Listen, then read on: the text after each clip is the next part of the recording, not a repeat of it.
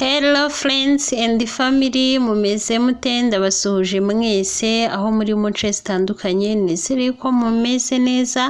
Nanjye rero meze neza, ndashima Imana. Uyu munsi rero tugiye guteka imboga z'ibisusa, amababi y'ibihaza. Abantu mutazi ibisusa, murabona ahangaha rero turi mu murima, turimo turagenda dukata amababi y'ibihaza. Kubera none hari igihe cy'imvura, turi kugenda dukata n'amanini, ariko atari yose, harimo n'amanini agiye yoroshye. Iyo ari mu gihe cy'izuba nibwo umuntu agenda akata utubebe twatwo dutoya cyane, ariko n'amanini amenshi muri yo yari yoroshye. Murabona rero twarangije kuyakata, nayazanye. None icyo ngiye gukora rero, ngiye kuyasusura. Ntabwo uhita uyateka bisanzwe, uramanza ukayasusura.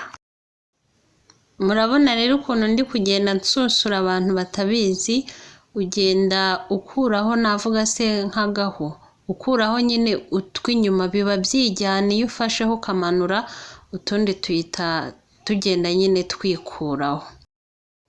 Noneho rero ahangaha nari nabirangije byose kubisusura. Murabona imyanda yavuyeho, twa tundi nagiye nsusura.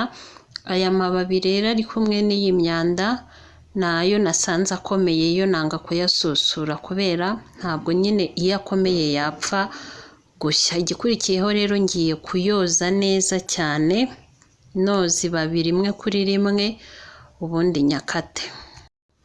Ibisusa rero narangije kubikata. Murabona ukuntu havuyemo imboga nyinshi, ariko imboga z'ubu bwoko nyine, ibisusa, imishogoro, amadodo, amaepinari, biba ari byinshi nyine, bikata ari byinshi, ariko bikaza gutuba. Nashyize rero ipano nini ku muriro, ngiye gushyiramo amavuta.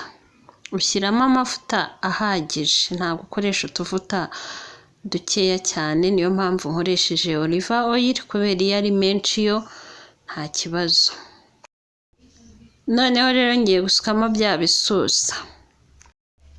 Noneho ukuntu ari nyinshi, wazireba nk'uku nguku yagira ngo ntago zirahiramo, kandi mu kanya ndaba nzibuze. Ahubwo mumbwire, hari umuntu wambwiye ngo umushogoro n'ibisusa ngo umuntu abiteka atabyogeje, ariko ngewe nabyogeje ndetse neza.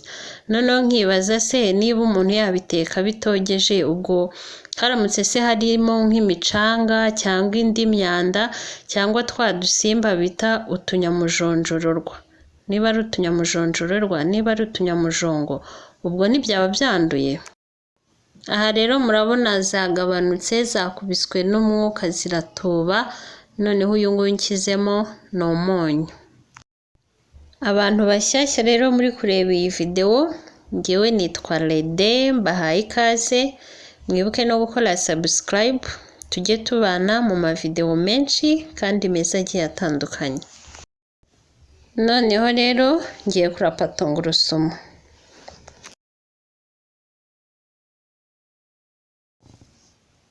Izi rero ni za tungurusumu ndangije kurapa, nshyize mu bisusa.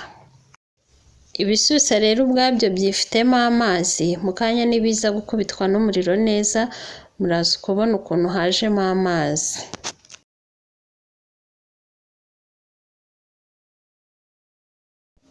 Noneho rero reka mbe nkata poivro, ngiye gukoresha agapavuro kamwe gatoya.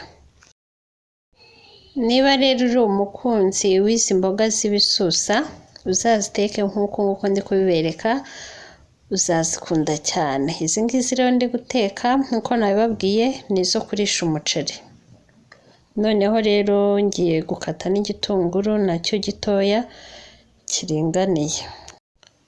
Ahubwo ikindi njya nibaza, kubera iki mu masoko batajya bacuruza nyine imboga z'ibisusa, cyangwa hariho aho baba bazifite akaba ari ngewe utabizi. Murabona ahangaha ho rero noneho zabyaye amazi, bya bindi nari ndi kubabwira. Iyo zimaze gukubitwa n'umwuka neza, zo ubwabyo zizaniramo amazi. None rero icyo ngiye gukurikizaho, ngiye gusukamo cya gitunguru na poivro. ni ukuvuga ngo igitunguru na pavuro ubishyiramo zibura gakeya ngo zishye zenda gushya, kuko bisaba kuziteka umwanya munini kugira ngo zize kuba zihiye neza. Noneho cya gitunguru na pavuro ukabishyiramo nyuma zenda gushya, kuko ubitekanye umwanya munini nyine byaburiramo burundu, bisaba nyine kubishyiramo nyuma zigiye gushya. Noneho rero ngiye gushyiramo uturungo tw'amafu, iyi ni black pepper ariko ntabwo ndakoresha uturungo twinshi. Noneho nshyizemo na paprika niyo ngiye gushyiramo, nayo ntabwo ndashyiramo kenshi, ni nka 1/2 cy'akayiko gatoya. Noneho rero ahangaha y'amazi murabona ko yatangiye gukama. Iyo amajije gukama uragira utekera nyine ku kariro noneho gakeya kugira bigende bishya buke buke byitonze.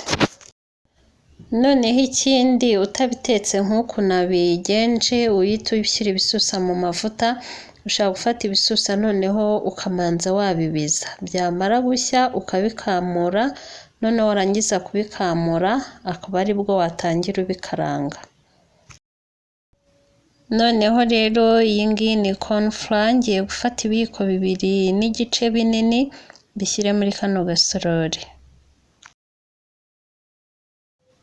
Ndabirangije, noneho ngiye gusukamo amata.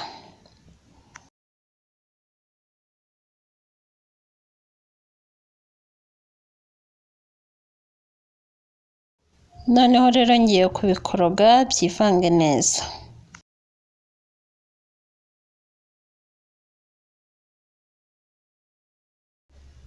Noneho rero mbisutse mu bisusa. Noneho rero ngiye kugenda nshishamo akamamiyo kugira ngo bikwire hose. Noneho ikindi uhita ugabanya umuriro ugatekera ku kariro gakeya cyane kugira ngo bitahita bishirira. Ibi ngibi nsutsemo corn flour itarashya. Noneho rero ngiye gusukamo amazi, ariko ntabwo ndi bushyiramo amazi menshi cyane kubera ntabwo bino bisuse mbishaka nyine byabaye isosi, ariko kubera iriya corn flour nashyizemo biri buze kuba nyine ari udususa tumeze neza twegeranye. Noneho rero ubu ngubu igikurikiyeho nta gisigaye, ngiye gupfundikira ubundi mbireke bishye, ano mazi ase nk'akamiramo tuba ari udususa twegeranye. Imboga rero zahiye murabona ukuntu zimeze ziregeranye, nabwo nyine ntabwo ureka ngo zume cyane kubera nyine ari izo kurisha umuceri. Noneho ikindi ukunda ibishyimbo wabishyiramo, ushaka washyiramo n'inyanya, ariko ngewe ntabyo nashakaga gushyiramo. Igikurikiyeho rero ni ukwarura. Mwakoze rero kubana nanjye muri video y'uyu munsi.